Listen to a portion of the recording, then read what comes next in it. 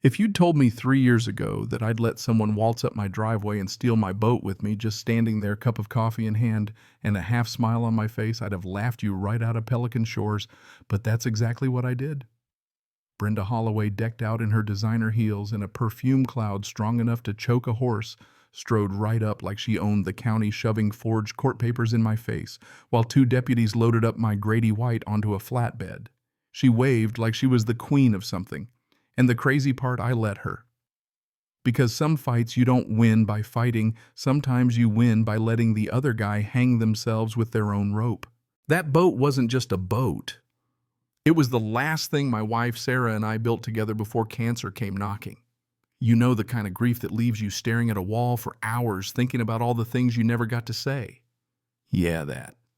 Most folks would call a lawyer, maybe throw a fit hell, maybe even throw a punch.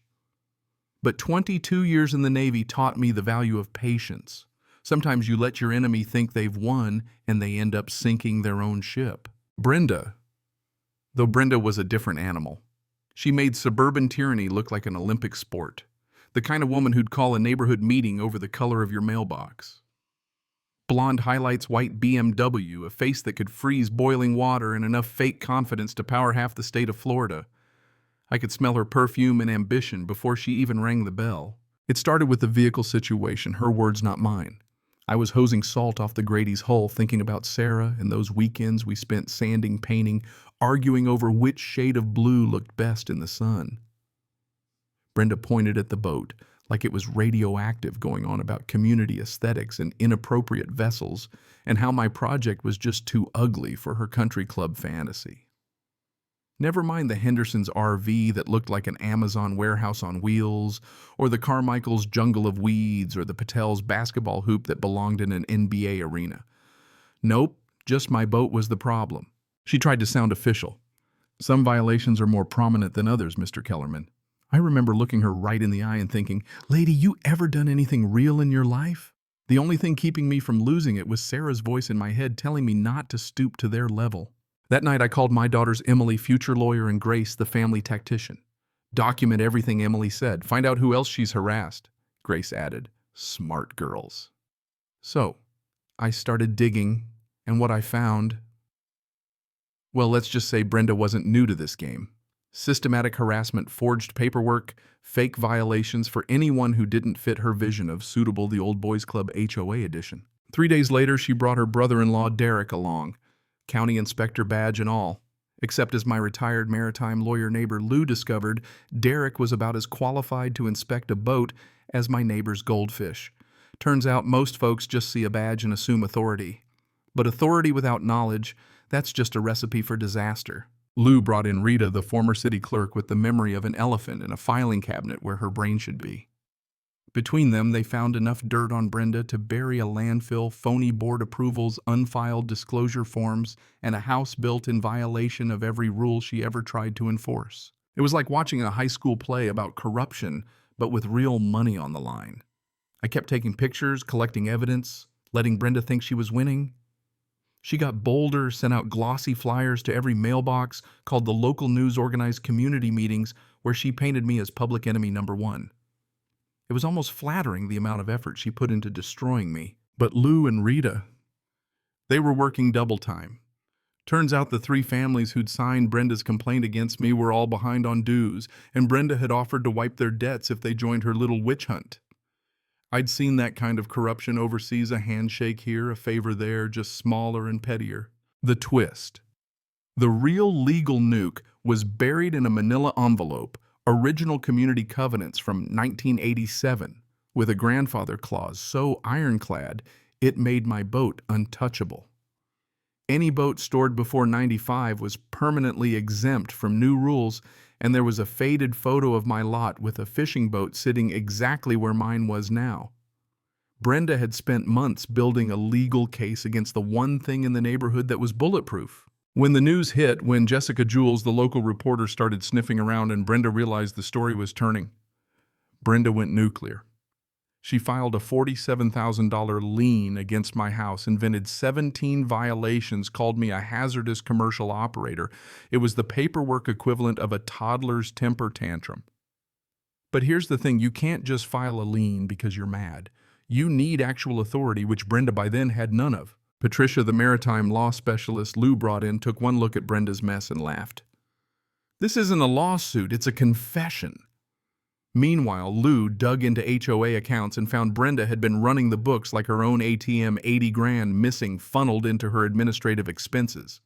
She was literally paying her crooked lawyers to file fraudulent documents with money stolen from the community. It gets better, turns out Brenda's go-to law firm had been sanctioned twice for frivolous lawsuits and false documents. Classic racketeering stuff. I started to feel like the only guy in a spy movie who hadn't read the script. Still, Brenda wasn't done. She sent private investigators to stake out my house, middle-aged guys in a white van, taking blurry photos like they were auditioning for America's least competent spies. I waved. Need coffee, fellas. They peeled out like they'd seen a ghost. Rita, bless her, uncovered even more. Brenda was a serial community predator running this exact scam in 3 other places.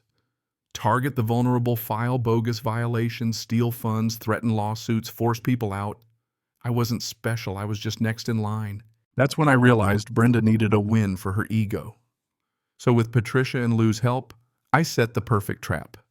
I staged a fake financial meltdown, moved the boat to public marina, let rumors fly that I was broke. Lou spread word I was desperate, Rita documented everything, and we rigged the boat with GPS trackers and surveillance worthy of a Navy op. Brenda took the bait hook, line, and sinker. She sent Derek to bribe me $5 grand in cash if I'd just get the boat out of Pelican Shores. My wire caught every word. Then she went door to door telling neighbors I was a threat, unstable, dangerous. Classic projection.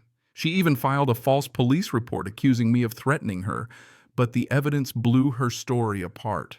Sergeant Williams, the cop who came out, saw right through her act. Jessica, meanwhile, was digging up Brenda's past identical scams, different zip codes, all ending with her lining her pockets and moving on. But Brenda's pride was her undoing. She scheduled a board meeting to celebrate my defeat, sent out flyers announcing her victory, and planned to make a big show of seizing my boat. The morning it happened, the humidity was so thick it felt like the air was holding its breath. Deputies showed up, papers in hand, convinced by Brenda's forgeries. I played my part, begging them not to take my boat while every angle was recorded and every move tracked. Brenda strutted for the cameras, taking selfies next to her prize. She announced to the whole neighborhood that this is what happens to people who don't follow the rules. But as the boat left the driveway, federal agents were already preparing warrants. Prosecutors had everything they needed, and Brenda's victory party was about to get very interesting. At the community meeting, Brenda wore a power suit and a smile that could cut glass. She gave her victory speech declaring how she'd restored order, saved property values, ended the blight. I waited until she was mid-crescendo, then walked in late and unapologetic, holding up my phone. Played Derek's bribe attempt for the whole room, then Brenda's own voice on the fake police report. Rita dropped the original covenants. The fake permits the embezzlement evidence like she was presenting a murder weapon. The FBI's message came in right on cue, target secured, arrests proceeding. Jessica's cameras rolled as federal agents marched Brenda out in handcuffs, her banner reading Pelican Shores Restored hanging behind her. Neighbors, once afraid to look me in the eye, started clapping Lou's slow clap, turning into a standing ovation. In court, Judge Martinez handed Brenda 3 years in federal prison and $285,000 in restitution. Derek got 18 months. The crooked lawyers were disbarred. The storage yard that took my boat paid a small fortune. But the real win, the neighborhood voted to dissolve the old board, install new leadership, and wipe out Brenda's precious restrictions. The boat stays, the RV stays, even the Carmichael's basketball hoop got a pardon. With my settlement, we built the Sarah Kellerman Memorial Pier, a real dock for real people, sunset spot fishing hangout, and the heart of the new community. Emily gave a speech about standing up to bullies. Grace wrote her MBA thesis about it, and the documentary Jessica made won an Emmy. The whole story became a lesson in how power unchecked turns neighbors into enemies, but also how regular folks, when they stand together, can take it all back. Now, every morning I sit on that dock with a cup of coffee that tastes like victory, watching pelicans dive while Sarah's boat glimmers in the sun.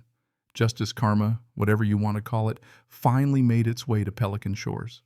And if you're listening to this and you've got your own Brenda in your life document, everything, find your allies And remember, sometimes the best revenge is letting the bully bury themselves while you come out the other side stronger. So let me ask you, where's the line between standing up for what's right and letting petty tyrants run wild? Ever fought back against a bully in power? Drop your own HOA nightmare stories in the comments. Share your thoughts on justice. And let's remind each other, nobody's above the law, not even in paradise.